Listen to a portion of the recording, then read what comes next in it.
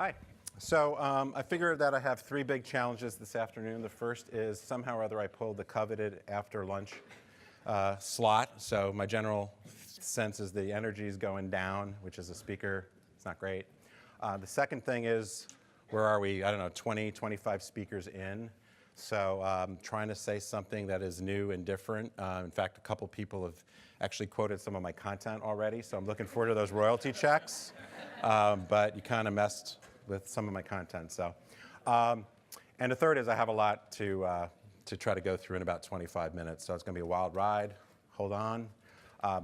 Before I jump in, though, I want to show just a really quick video. You know, I talk to a lot of clients. Since I've been writing for Forbes, I get a lot of feedback from readers. So I thought it's just better to put this little short video together that I think just kind of sums up how a lot of people are feeling about the retail industry today. So let me just start with that. What's happening?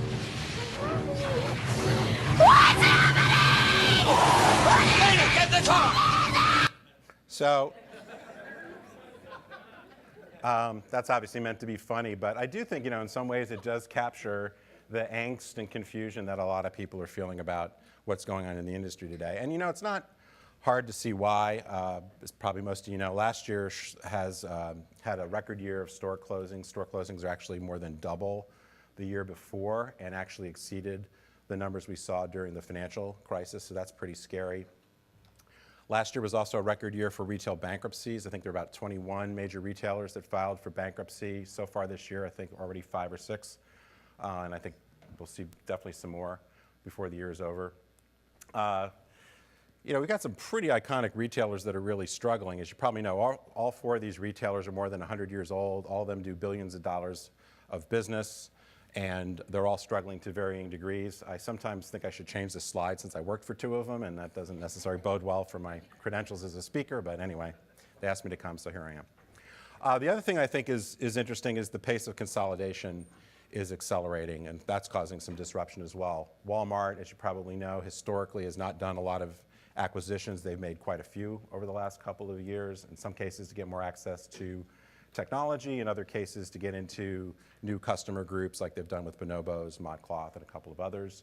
We're all familiar with the Whole Foods acquisition by Amazon as a big step into physical retail. And we're also seeing some smaller but pretty noteworthy brands that are getting scooped up by bigger entities to leverage economies of scope and scale and some other things. So I'm now going to be like the 9th person to say that the apocalypse is a bunch of nonsense, so I'm not going to necessarily go through that, other than to say part of the reason why I think it's nonsense is there's actually still a lot of physical stores that are being opened, in some cases by some big retailers, in other cases, if you heard the Untuckit or some of the other folks that have spoken here that are getting very aggressively into physical locations.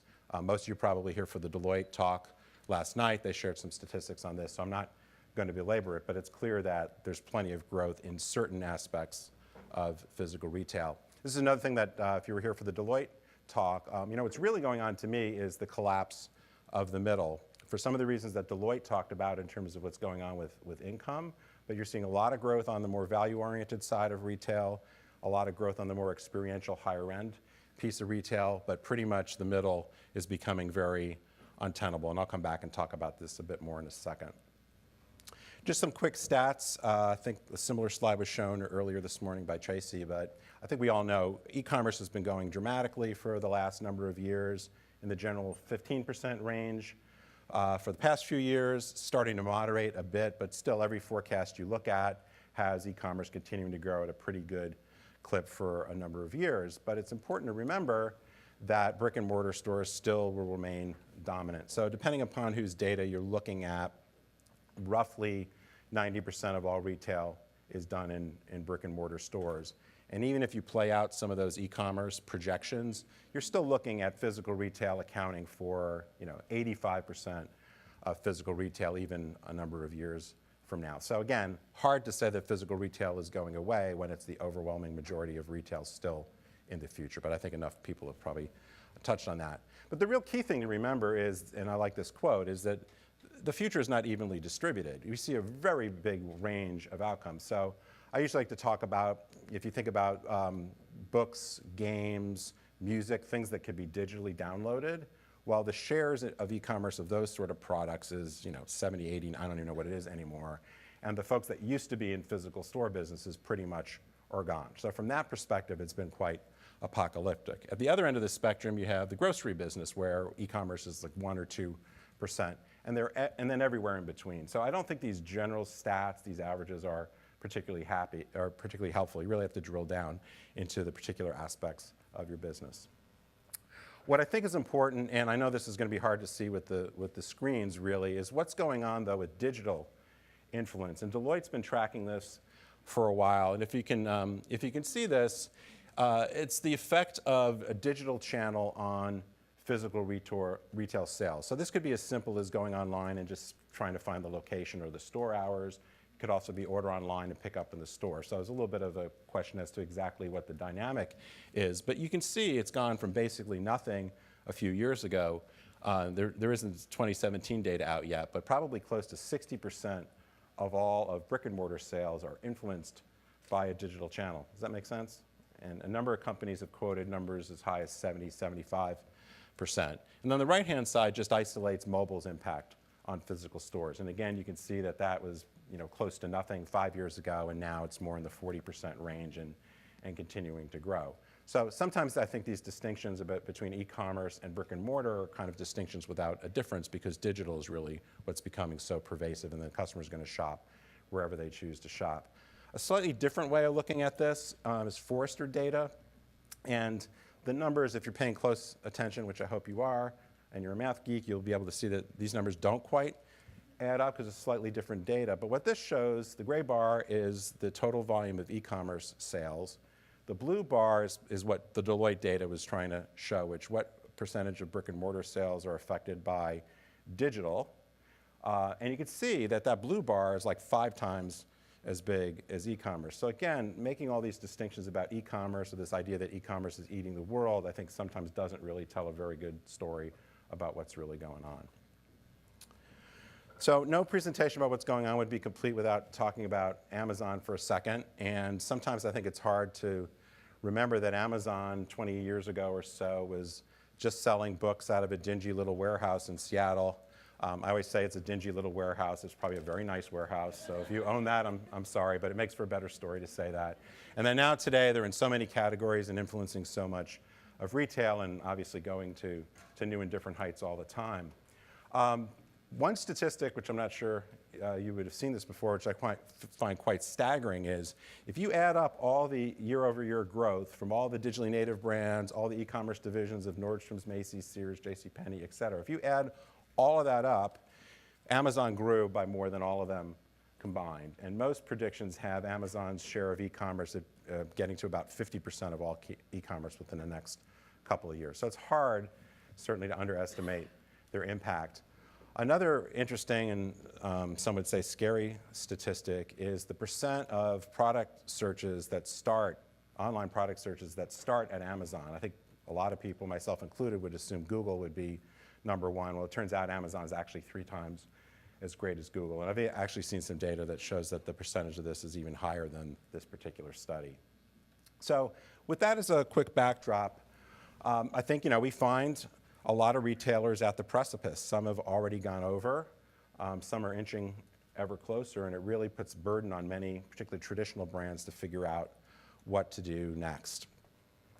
So I know several people have already said this, but I'm going to say it anyway because I wrote a Forbes piece about it, and you can go read it, is that physical retail isn't dead, but it's really boring retail that's going on, and that collapse of the middle. And really, as much as it's a cliche, this fork in the road that you have to take, that getting stuck in the middle, being boring, undifferentiated, more and more is just a place you can't be. So the choices, I think, are, on the one hand, go in one direction to really try to optimize the buying process, be about incredible convenience, great price, vast assortment, all those sorts of things. The other direction is to really go more towards shopping experiential, being more special. And I think the challenge for a lot of retailers is they end up straddling the middle a little bit and end up not being really good at anything, or they try to out Amazon, and I think that is a very, very dangerous strategy for almost everybody.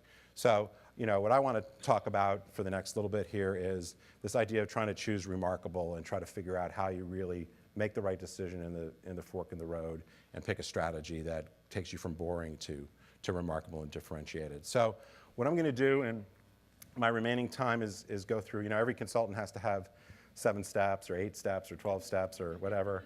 I happen to have 7. And not all of these are going to be applicable to every single retailer's situation, so I'm not pretending that this is just a magic checklist you can go through. But hopefully as I go through this, maybe you get some ideas about your own brand and some of the things that you could be doing better, perhaps. So the first step I call Harmonized, and this is the idea of one brand, many channels. Now, a lot of people call this omnichannel. I hate the term omnichannel, first because it's so overused that I just don't want to hear it anymore. But the second thing, which is a more substantive reason, is that it suggests that we should be everywhere. And I think actually a lot of retailers have made the mistake of trying to be a little bit of everything everywhere rather than figuring out where you really want to be for your customers and where you really want to be remarkable. So the reason I like the term harmonized is really this idea of everything you do from the customer experience working beautifully together. The exciting parts really sing, there's no discordant notes, and everything just works for the benefit of the customer. I think this was touched on a little bit yesterday, but to me the biggest barrier in the places that I've worked and the places that I've consulted is the organizational silos in the business. It's still the case, I'm sure it's not true in your companies, but it's still the case often that there is an e-commerce division and there is a physical store division, and there are multiple databases, and there are multiple piles of inventory, and there are metrics and measurements and incentives that are more channel specific than customer specific. So I always submit, if you don't have really the CEO or the organization overall committed to breaking down the silos, good luck with trying to create this harmonized experience. Now, fortunately, there are a few good examples. I think Nordstrom, despite being a relatively mature brand, has done a great job for many years, really. When I got to Neiman Marcus in 2004, and we were talking about some things that we wanted to do, we were looking at some of the things Nordstrom was already doing at that point in terms of changing their metrics,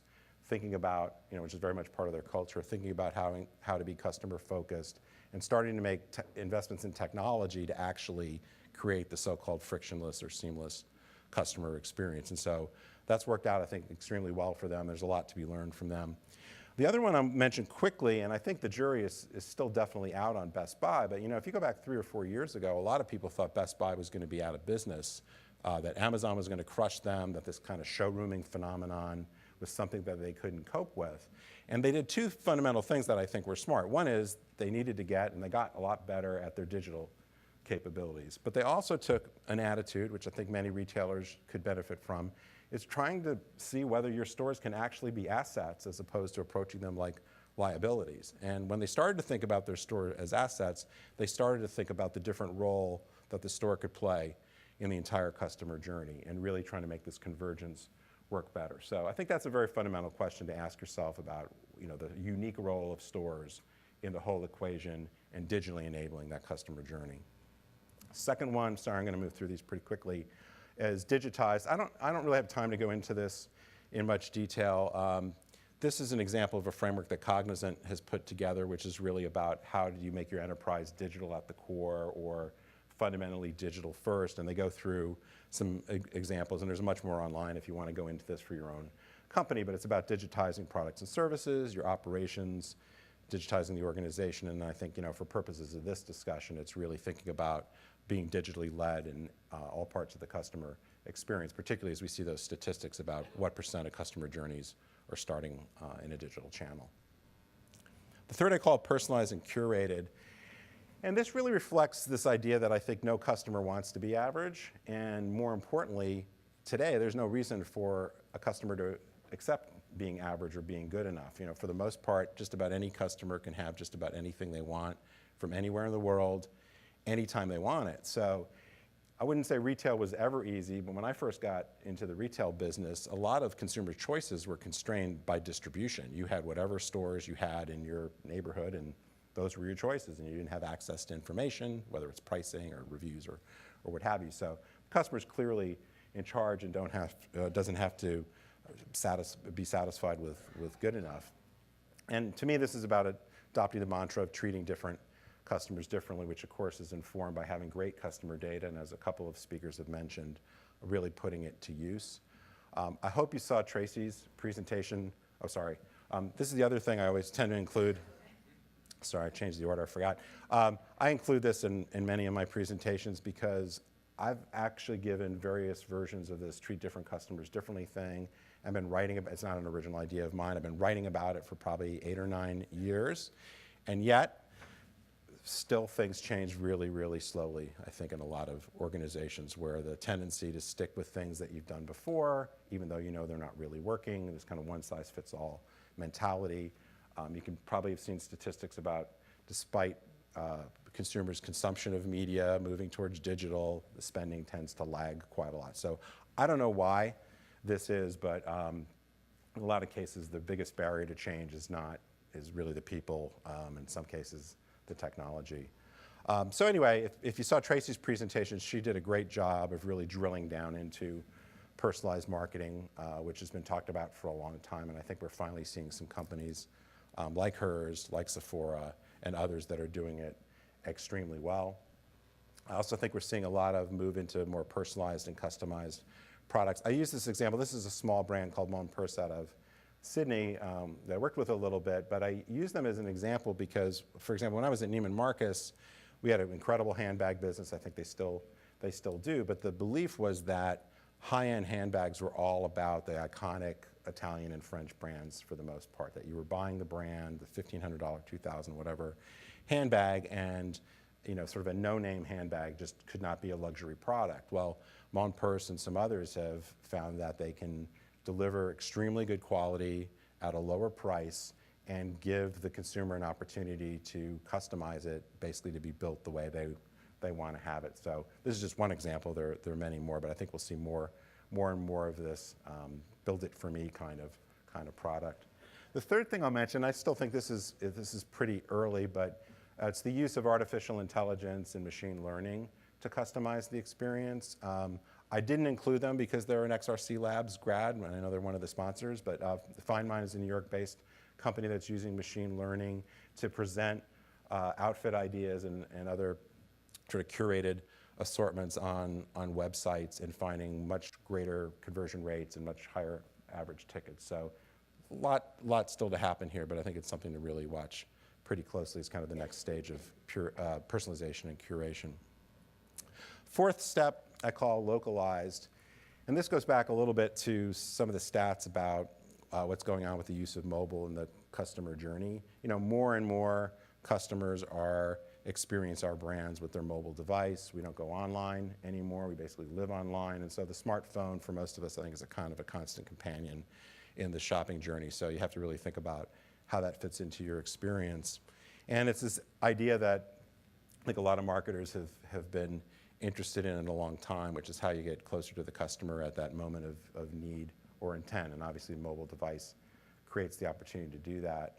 One thing I'll just mention briefly, it's probably a little bit hard to see, but I would really encourage you to take a look at some of the work that Google has done, including going down in pretty good depth into various categories about how mobile devices are used throughout the shopping journey, what they call these moments that matter, or micro moments. But basically, they've broken them down kind of at a high level into 4 types of moments. The first is I want to know moments, and so this is where you're using your device to get some basic research, really background information for whatever you're going to do. The second one is I want to go moments, which is more about what are the store hours, where is it located, getting you to wherever it is you want to go. The third is I want to do moments, and this is more about putting a project together, so maybe you're trying to plan a trip or recipes or a home project or something like that. And then the last is I want to buy moments. And what I would say we're really good at generally in retail is focusing on the I want to buy moments, but what the Google research shows, and probably your own experience, is that there's often a lot that's going on before you actually get to that moment of transaction. And if you don't pay attention to how you're doing further back in the customer journey, you never even get a chance to have that sale. The fifth I call socialized. I'll go through this really quickly in the interest of time, but I think we all know peer-to-peer influence is growing. Very few of us probably plan trips anymore without going to Travelocity or TripAdvisor or some site like that. We don't go to restaurants without going to Yelp or other sites. So that information we're getting from peers or influencers is much stronger than when I first got into marketing, where you were largely in control of the message and kind of decided what the customer has seen. And now we've really lost control of that message. And then one other big thing I think that's changed a lot or is changing, and I think a couple of other speakers talked about this as well, as opposed to social media just being about sharing ideas and so forth, that there's actually transactions that are starting to occur in places like Instagram and Pinterest are really starting to actually see commerce happen, as opposed to just kind of all this connection and information and sharing of ideas. All right, sixth step, I call Amplified, and in some places, or in some ways, I think this is the most important. As I mentioned, I think we're seeing a lot of boring in retail. I think we're kind of drowning in a sea of sameness in a lot of cases, where a lot of storefronts, a lot of websites, store presentations, marketing, promotional signing, you name it. You can go into a lot of stores, particularly department stores and some specialty stores, and you'd be hard-pressed, I would argue, to tell which brand you're in based upon the experience you have. So the idea of being amplified is to really be unique and intensely relevant and remarkable at scale. And this has always been important, but I would argue that with just all the noise in the system, being able to really, really figure this out in this day and age has become incredibly important. So I'm just going to go through really quickly a couple of examples. There are many more, but I think some of the more interesting things certainly are trying to bridge the digital divide. I hear a lot from clients that customers come into the store with better information than the sales associates because they've done their research, and it's impossible in many cases for the sales associates to have all that information to be able to serve the customer. So I think stores are getting smarter about digitally enabling their sales associates to try to at least make that work a little bit better. I think this was talked about yesterday, the Neiman Marcus Magic Mirror. I will say that one of the big questions I have about some of this stuff is it's cool, but is it gimmicky? So I think you have to really make sure that the technology is actually doing something other than just kind of a parlor trick that customers are interested in once, but doesn't necessarily really drive the business going forward.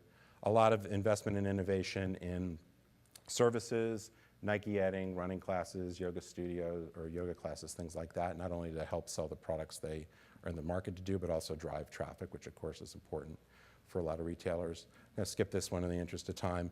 This has been touched on a little bit, but certainly a lot of these digitally native brands getting into their own retail stores is a huge area of growth, but doing it in different ways, either inventory-free, much smaller shops, which creates more efficiency. This is a store called Beta. I don't know if you're familiar with it. They have several stores on the West Coast. They're doing some in-store stuff with Lowe's. And you really can't buy anything here. It's really about discovery and seeing what's the newest and greatest kind of product and talking to sales associates to help facilitate the sale, so kind of redefining the traditional retail model. Amazon Go gets a lot of press about their Amazon Go stores, where they're eliminating one of the biggest points of friction, which is the checkout process. I still think there's a lot to happen here for this to really work, but I'm sure it's something that will be solved. This is what I call Honey, I Shrunk the Store, where some of these big retailers are going into these much smaller formats. Nordstrom's doing this local concept in LA.